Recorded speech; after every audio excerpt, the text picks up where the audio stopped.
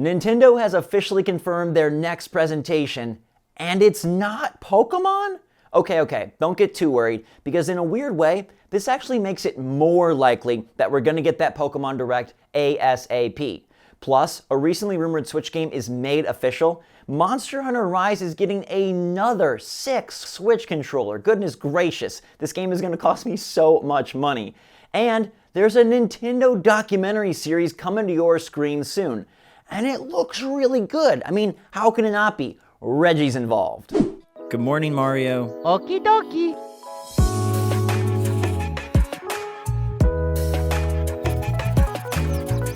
Good morning, Mario, and good morning, Switch fans. I am loving these stringless tea bags because it just makes my life so much easier. Nintendo is making our lives great by popping another presentation. They did the Direct, and the wheels won't stop rolling. Now, it's not the Pokemon Direct, but don't worry, like I said, I think this is actually good news for fans of Pokemon and obviously for fans of Smash Bros. So what's going on, everybody? It's Zach from SwitchForce. Make sure to smash that like button if you're excited for all the awesome stuff coming our way, and don't forget to stay to the end of the video for another exciting poll that you can participate in every single day on the community tab in the evening time.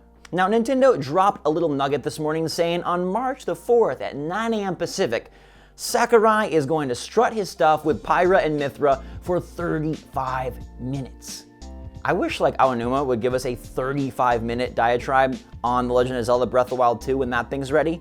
I wish that Miyamoto would come out and give a 35-minute presentation on whatever's next for Mario. I mean, I love the dude's dedication and his detail. These shows are a spectacle. And the next one is next week.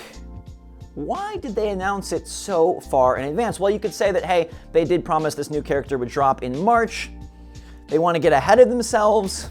But I think the real reason is because there is another presentation smushed in the middle. So yeah, this is good news, and we're going to get to see all the details on the new fighter from Xenoblade Chronicles 2.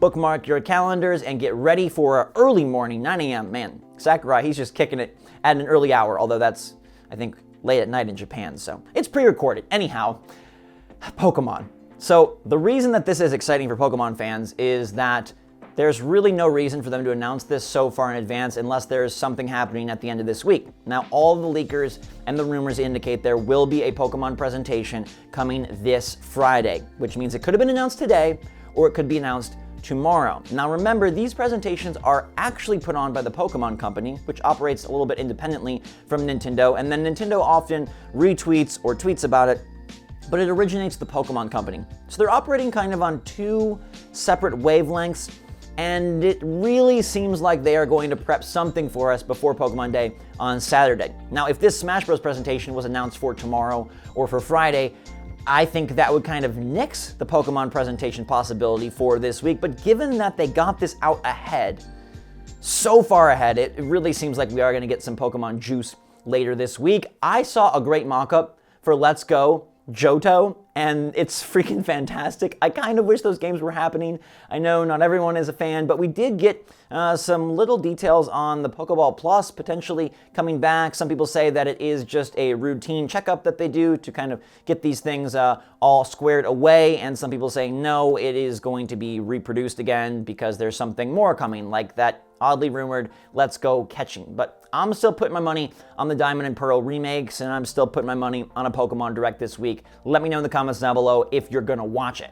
A while back when we were prepping for the big Direct, I talked about a game that showed up on the back end of the eShop.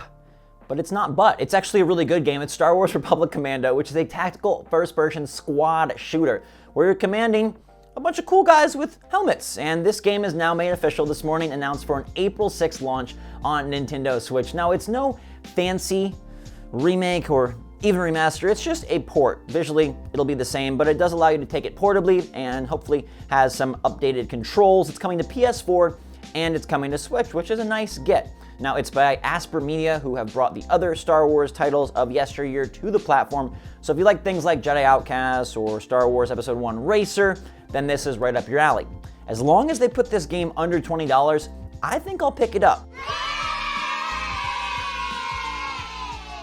Because it's one that I never spent enough time with, and it has so much love as a really exciting Star Wars game, and also just a really good video game, separate from the license. I'm eager to see what becomes of this Star Wars Hunters game, the third-person shooter that was teased at the recent Direct. It's a mobile title, but there's a chance it could still be awesome. It's probably free to play, and maybe all of this eventually leads us to getting the real goldmine for Star Wars, which is the game from the guys who did Titanfall. Respawn Entertainment, please bring that one to our system, or a sequel, or a spin-off, or something.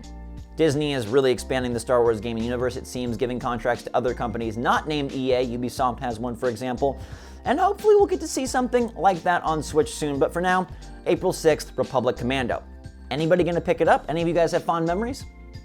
My Monster Hunter obsession is about to get even more expensive. I think Rise, I'm a champion for this game. I think it's gonna be one of the best games on Switch this year. I think it'll go down as one of the best third-party titles and one of the best exclusives the system ever has. Comes out March 26th. Already got that Pro Controller pre-ordered. Some of you probably got the limited edition Switch pre-ordered. I've held out for now, but I'm worried that I might succumb because it looks so nice. Now they announced something else, and it's actually my favorite kind of Joy-Con. It's the Hori Split Pad Pro, which is a brilliant way to have bigger Joy-Con. And now they've got one with Magnum Malo on it, and it's hot. These right here are the cure for those of you that have big hands. But even if you don't have impressive fingers, I love using these. It's my favorite way to play Switch in handheld mode because the sticks stick out and you get a D-pad. It's just really great. They can't be used wirelessly, which is the only negative, but other than that, they're super worth it. And now there's a Monster Hunter edition that is purple and maroon, and the sticks are really sexy looking, and I like the little monster, and they got the logo, and it's coming April 26th, which means you can't play it with the game? Huh? Monster Hunter Rise, though, will definitely be something that takes more than a month for all of the battles, all of the monster hunting, and all of the multiplayer. I think the game would be a failure if it didn't last more than 30 days, so I'm sure we'll still be diving into many hunts on April 26th. These Hori Split Pads are currently available only in Japan, but I'm sure they'll come to America. Every other set has. This is the coolest set yet, and now there's the Pro Controller, the limited edition Switch, the Split Pad Pro, and the game itself. Guys and girls, this is looking like a $500 game. If you're really into Monster Hunter, you might also get the collector's edition with the statue.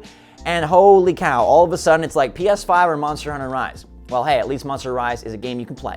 All jokes aside, it's actually a cool week for Sony as well, and I'm a fan of gaming, so I'm excited to see what they have at their State of Play on Thursday. It's like they saw Nintendo Directs and pressed copy paste, so it's a pretty cool show, and I'm hoping they're going to reveal something on Little Devil Inside, which should give us insight into when that game is coming to Switch, because it's one of my most anticipated titles that nobody ever talks about. Look it up, it looks sick, it looks so good. It's one of those titles that looks so promising and so exciting via the trailer, I don't think they can possibly pull it off. But if they do, remember that name, Little Devil Inside. It's gonna move some units. We made it to our last story of the day, which is a story about the Nintendo story. Playing with Power, the Nintendo story is a 5-part documentary series coming on March 1st. And it looks amazing. I don't hear anybody talking about this, but I've loved documentaries as of late. I watched the one about Beats and Dr. Dre, Jimmy Iovine. I really like the one about McDonald's game, McMillions. You gotta see that if you haven't. They've been a fun source of entertainment during these crazy times. And this one, right up our freaking alley. And it promises interviews, juicy interviews, with Reggie, Phil Spencer, and more. Now, with any modern piece of media, there's gotta be a little tea, there's gotta be some spice, some dirt underneath the couch cushions. And for this one, they're trying to frame the drama as the Wii U era. They're saying Nintendo's drama is the terrible Wii U era, which is sad to me because I love that system. But they say they're gonna pull back the curtain on this secretive company known as Nintendo. It is executive produced and narrated by Sean Astin, who is Samwise from Lord of the Rings, and it looks to be pretty awesome. Best part, you can watch it for free on Crackle. That's a free streaming service that I had no idea cost nothing. So while Netflix rises, Disney Plus continues to be awesome, and Hulu is another cost on your monthly bill, Crackle, it's a weird place for this documentary to air, but the best part is it's free, so it's not gonna cost you anything extra. Debuting March 1st, I'm curious. I know a lot about Nintendo, but I hope there's some interesting details, and the interviews with Reggie and Phil Spencer and other gaming industry icons should be interesting. If not for new information, then just a fun nostalgic piece about our favorite company in gaming and maybe in the world. And there should be some fun stuff about the Switch. Maybe they'll talk about how they made magic out of a mess. They did say they want to talk about the Wii U in the dark days, so we'll have to wait and see. Hold up, you cannot leave yet. It's time to discuss the daily poll. I'm loving these things. It's so fun to get an insight into you guys and girls' minds, and I love incorporating you into the show. Each time I talk about the percentage, just know that you're one fraction of that percent, so your voice, your face, even your ears, and maybe your hairstyle is being incorporated into this show, and definitely your love for Nintendo. So today's question was, how do you feel about demos on Nintendo Switch? Because I was thinking, like, Bravely Default 2 has had a demo for months on the Switch, and I haven't played it. Because I kind of just like to wait for the final game if I know I'm gonna love it. But I think demos are an important part of a lot of people's gaming habits and a lot of people's gaming lives. And Nintendo has started to incorporate like these free game trials, and they've really been pretty darn great about demos this era. I mean, not for everything, obviously. The big Mario games never get demos, but some stuff that you might be on the fence about, it does. So anyways, the options were I always download new demos, sometimes download, rarely download, and never download. And I was pretty surprised by the answers because always download new demos was the lowest one on the totem pole, 8%. And then we move up to I never download demos at 18%. I rarely download demos, which is where I fall, at 30%, and I sometimes download new demos at 44%. But rarely and sometimes, we're pretty darn close. So 74% of the population just kind of maybe partakes in demos, which I guess makes sense, but at the same time, demos are usually a really like, ooh, you need a demo, like that's a great thing, company, do a demo. But apparently, people don't play them all that often. And almost 20% of you never do the demo dance. So that's another fun fact for you about our awesome community. Thank you guys for being so great. Thanks for supporting the show, supporting the channel. Your likes, your comments, and your love means so much to me. Always feel free to reach out. If you want to message me on Discord or Twitter or email, you can do that. I am always here to say hello, and I'll be back to say hello again with Mr. Mario tomorrow on another episode of this glorious GMM. Until next time, everybody, stay safe, stay healthy, stay happy out there. Hope you're all having a wonderful week. Until next time, love you lots. SwitchForce, out.